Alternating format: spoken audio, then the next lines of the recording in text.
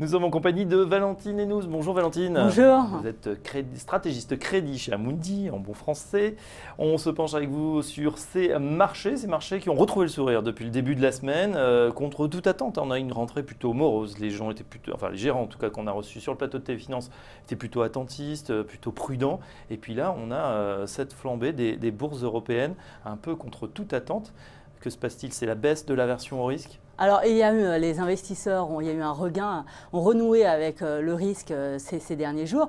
Il faut dire que cet été, on a eu un regain de tension géopolitique entre les États-Unis et la Corée du Nord qui a incité les investisseurs à la prudence. Alors, qu'est-ce qu'on a eu cet été sur les marchés? On a eu une très bonne performance de la dette, des emprunts d'État, des actifs dits sans risque. On a vu les taux longs qui ont baissé sur des niveaux assez inédits aux États-Unis. On a vu le taux long US, le 10 ans US qui est arrivé en septembre, qui a avoisiné 2%. Ça veut dire que les gens étaient plutôt inquiets de la situation. Les gens étaient plutôt inquiets, les gens se sont plutôt positionnés sur, des actifs refuges. Et si on regarde les taux longs allemands, ils étaient à 0,6 courant juillet, 0,6%, et le 10 ans allemand ont été à 0,3% début septembre.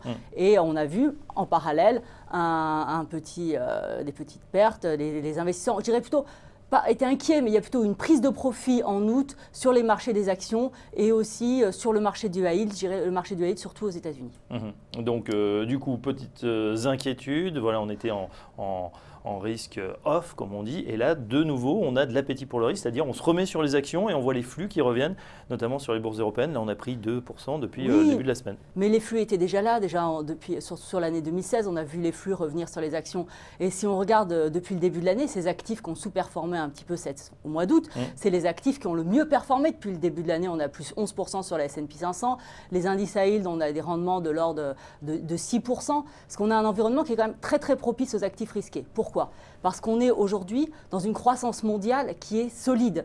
Aux États-Unis, tout le monde dit on approche de la fin de cycle, mais pour l'instant, on ne voit pas de signe imminent de récession. En zone euro, on a observé une accélération de la croissance au deuxième trimestre. Donc une croissance qui est solide. Si on regarde l'inflation, l'inflation aujourd'hui n'est pas un sujet. L'inflation aux États-Unis a déçu. Si on regarde l'inflation, le Core PCE, qui est l'indice le plus suivi par la Fed, il était à 1,4%. 1,4%, on est très loin des 2% de la cible de la Fed. Même chose sur la zone euro, où on a l'inflation sous-jacente qui a 1,2%. Mais on dit toujours que ce n'est pas assez, que ce n'est pas suffisant, en tout cas pour les banquiers centraux qui visent ce fameux Graal des 2%.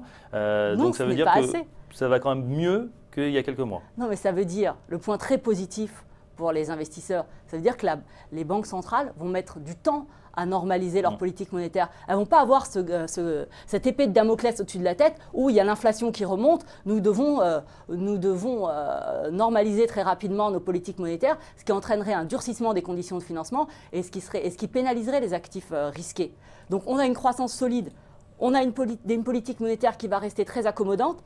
Et si vous regardez la vol, elle est aujourd'hui sur des plus bas historiques. Donc ça, c'est un cocktail idéal, croissance, politique monétaire vraiment accommodante et volatilité, c'est le cocktail pour les actifs risqués.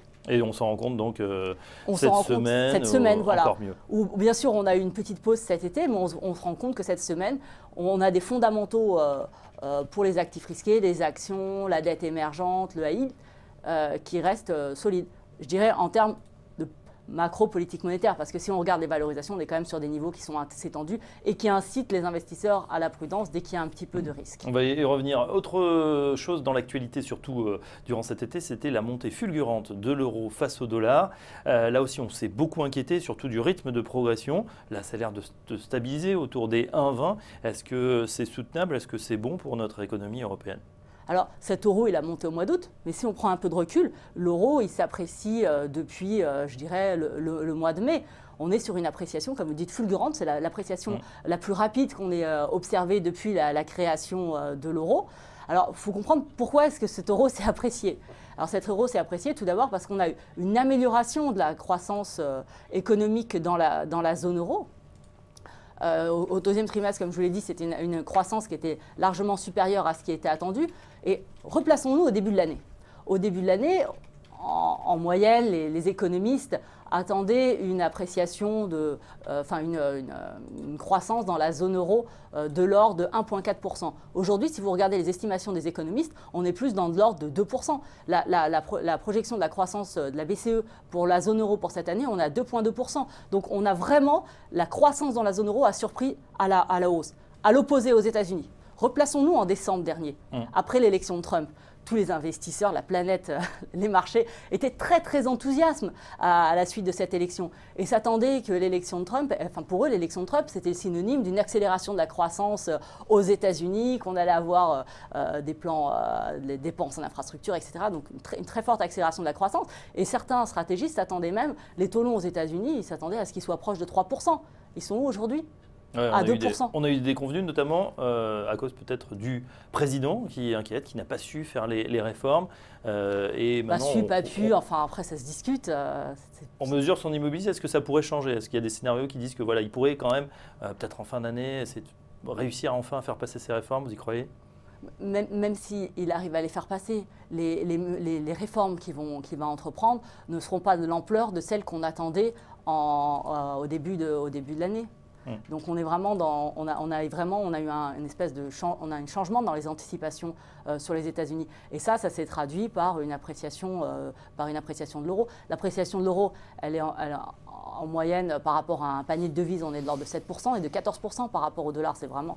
Donc c'est une histoire, certes, amélioration, c'est une histoire de la zone euro, parce qu'on a amélioration de la conjoncture zone euro, mais c'est aussi une histoire aux US, parce qu'on a été déçus par rapport sur la croissance US. Et je pourrais dire aussi c'est une histoire UK, parce qu'on a l'appréciation de l'euro, c'est aussi parce qu'on a eu une forte dépréciation de la livre sterling, surtout au mois d'août d'ailleurs. N'oublions pas le Brexit, on en voit les premiers effets. Au final, Valentine, on a bien compris, effectivement, la croissance mondiale plutôt bien, clignotant au vert, politiques qui vont rester accommodantes, pas tellement de choix, puisqu'il y a quand même cette inflation qui n'est pas encore galopante, on va dire, loin de là. Non, et on ne s'attend pas à ce qu'elle le devienne d'ailleurs. Nous, on s'attend à ce qu'on ait une reprise de l'inflation, mais que ça reste très très modéré. C'est un environnement donc pour les marchés plutôt bon, plutôt stable. Ça veut dire qu'il faut continuer à investir en actions pour cette fin d'année 2017 ?